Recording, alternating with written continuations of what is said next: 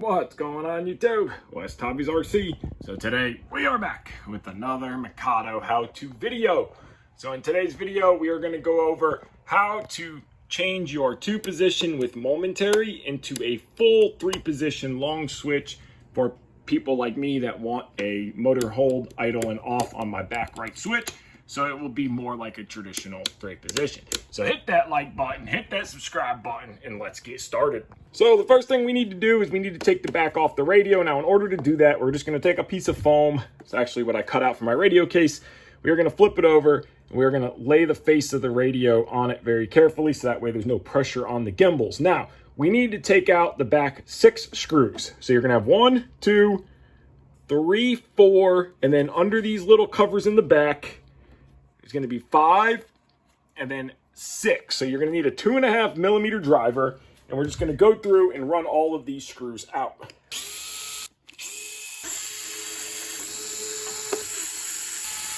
Now we have all 6 of our screws loose. So now we can flip the radio over and get these screws out. So that way they are out of our way. So what I do is I just tip the radio over, tap it. So let's gather up our screws so they are out of the way.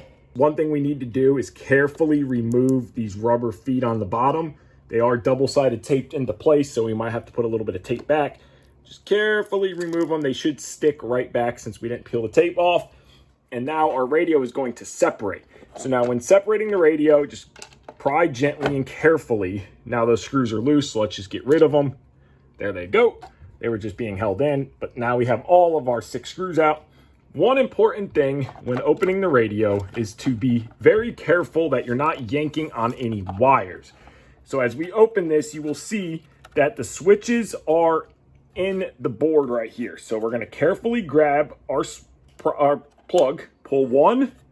We're going to come to the other one that's down here, carefully pull 2, and then our last one is going to be our vibrator down here, and 3. So now you can see this part of our transmitter. We don't need to do anything with this part. So what we are going to do is just set this aside, and we're going to flip it over. So that way we're not, again, putting any pressure on the gimbals. And now what we need is this switch right here. So we are going to pull the little rubber off the switch itself. So let's just get that guy off of here. There we go. We got it off. Set that aside with our screws.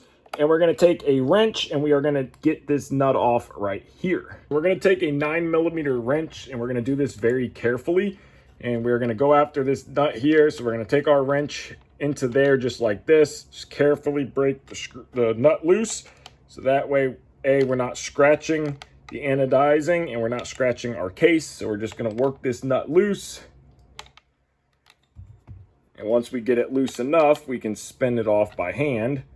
But we just want to be very careful here. So now that we got it loose enough, we should be able to spin that off by hand, which we can. And now we're going to take this switch out completely. Now we can set the radio case and the transmitter itself aside, and we are just going to be working on this switch. So now that we have our switch out, this is what we need. Now, the switch, there's going to be 4 tabs. 1, 2, 3, 4. So what we're going to need to do is take a small flathead and we need to get under these tabs and carefully bend this tab, this whole side plate out. And we're going to bend these tabs back flat once we get this apart. So you're just going to take your time and work on this and just kind of give it a little bit. And you want to work this switch to where these tabs can walk past this little moment right here. So sometimes you have to just kind of finesse it. It will come. And this will come apart, and you can just take it and just give yourself a little bend. Give this one a little bend. And there we go. So now we got it apart. Bam. Now we're going to bend this back and straighten this one in 1 second. But what we need is this little guy right here. So you see this little tab, and the way this works is they're 2 different sizes. So as this switch goes down, it makes contact with this little tiny tab inside of here. Contact. Now that makes this side open, or this side work, and then this side is the momentary. So we're going to pop it out. And this is what we need to straighten out. So if you can see the difference here, See if you guys can see this. In there like that. We need to bend this side to match this side. So what we're going to do is we're going to bend this out, and this is going to be too long, so we're going to have to trim some of this off, put it back in, and keep working it. So the way we're going to do that is we're going to grab this guy here. We're going to come back with a pair of needle nose pliers, some kind of needle nose, and we want to straighten this out. So this will kind of give you an idea. So we're just going to kind of work this little tab right here. Just going to kind of work it, bend it, kind of give it a little work, and we're trying to match these two sides. So you can kind of see there, we got this is the original, this is the side that we're trying to match. So we need to work just a little bit more on this guy. So let's just give it a little bit more of a push, and that's looking pretty good. Now the problem is going to be this section right here is just a tad bit too long. So we are going to take a little pair of side bites, and we're just going to trim some of this off. We don't want to go overboard because we need it to make contact in the switch. So now what we're going to do is we're going to take our switch, and we want this to lay in there just like that. So the middle needs to go down. It needs to be winged out. We're going to drop it, and you'll see here it went in upside down. So now that's not going to work, but that'll give us an idea if our tabs are touching, which they are. That side looks good. That side looks good. So now let's get this guy flipped back over the way it should be. And this can be a little bit tedious. So we need it to go in there like that with the wings up like a bird. There we go. So now we should be able to rock it, touch, rock it, touch. Rock, rock, rock, rock. So now that is perfect. Now we need to straighten the tabs on the outer casing. So now for the tabs on the outer casing, what we're going to do is we're just going to take our little pair of needle nose, and we're just going to bend them tabs back outright. Sorry, you can see that. So we're going to bend these tabs outright, bend that tab outright. We're going to take this one, and we're going to bend it outright as well. So they're kind of like that. And then we're going to work all four of them. So that way we're going to put them back. And then we're going to take the overall casing and we're going to squeeze it. So that way we get our shape back. So now you can see our shape there. Now what we need to do is take our switch that we just modified. Make sure that our end is in the right way. So now we're going to take the top of our switch here. And we are going to get it pushed back over. Just like that, and we're going to hold pressure on it.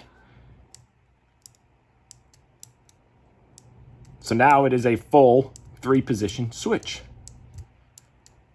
Now that we have it back, we need to push this back together while we bend these tabs back into place. So I like to just come in here, give that a bend to kind of hold it, and then we need to bend this one back all the way over.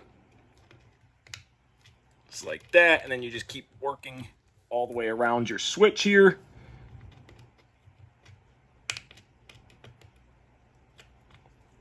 And then again, we're going to test it. So now we have a full 3-position. And then we're going to take our needle nose that are a little bit bigger, and we're going to squeeze the outer case together so it has a tighter hold. And again, we're going to come back in, give that nice little grip. That one a nice little grip. Nice little grip. Nice little grip. Now our switch is done. And then what I also like to do is I like to put a piece of heat shrink over it just to make sure it can never pop apart. So now I personally take a piece of 3/8 heat shrink, the 3-in-1 that has the glue in it.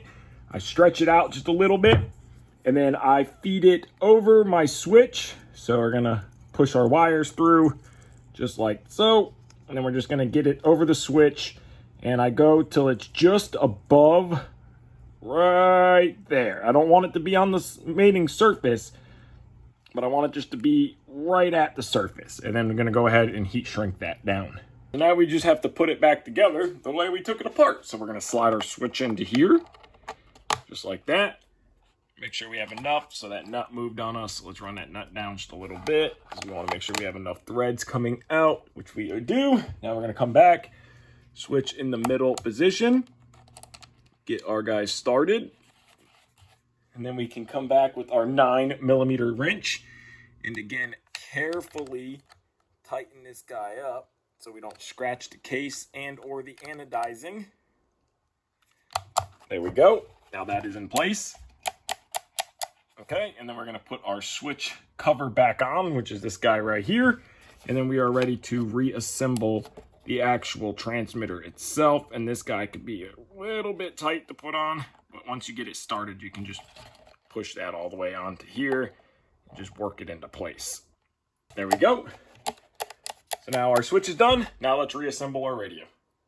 So now for reassembly, same way we took it apart, we're going to put it back together.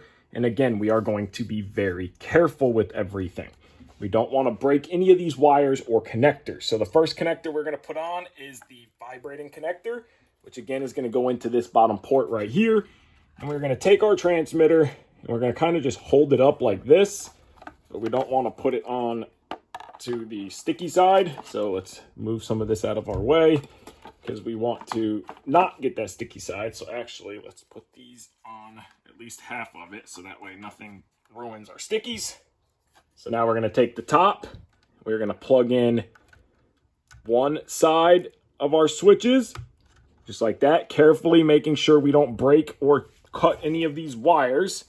And we're going to come back to this side here. Again, being careful with these wires. We don't want to break or damage them. We're going to push that guy into place, even pressure. So there we go. Our switches are connected. Then we want to look down here, make sure all of our wires are out of the way of us closing this up.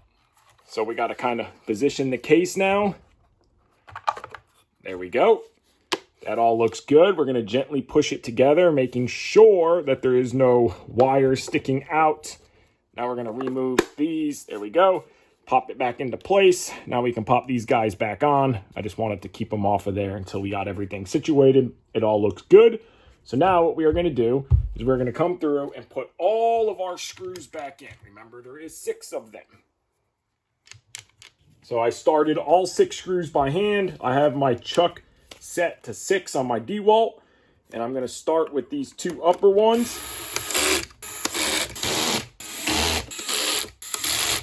And then, of course, I'm going to come back and finish them all up by hand. Now, our last finishing touches is we need to install these little rubber feet again. So push them in. They are like keyed in a way, so they're only going to fit one way. So get that guy in. Come back with this one. Push this guy in. Make sure our bottom rubbers are on. Now our transmitter is all back together. We are going to wipe it down and power it up. We're going to power up. Okay.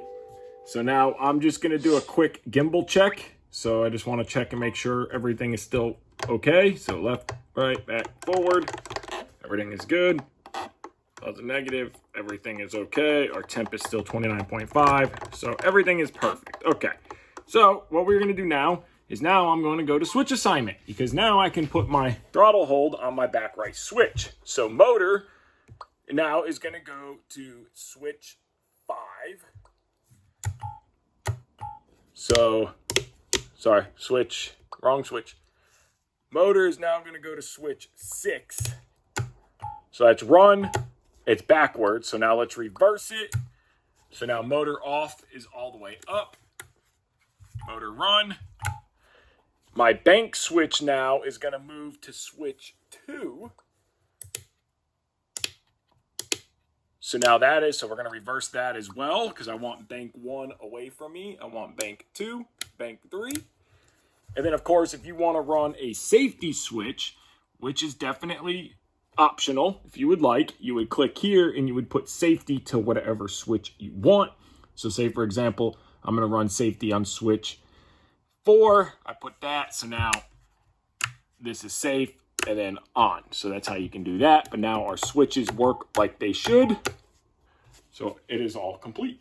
And just like that, radio is back together. Everything works like it should. Super, super easy way to modify your switch. Now, what else you can do is you can buy a short 3-position switch. Just use the bottom half and you don't have to go through cutting and everything like that. I have done it that way as well. Both ways work, up to you on what you want to do, or you don't even have to put your switch there. It's just if you like it like that, that's how I do it. I run my motor on off switch here and my bank switch here. That is total user preference on how you like your radio. So I want to thank you guys so much for watching this video. I hope it was helpful. If you haven't already, hit that like button, hit that subscribe button. Check out Mikado USA in the description below and pick yourself up one of the new incredible Evo Pluses. Take care and have a great day.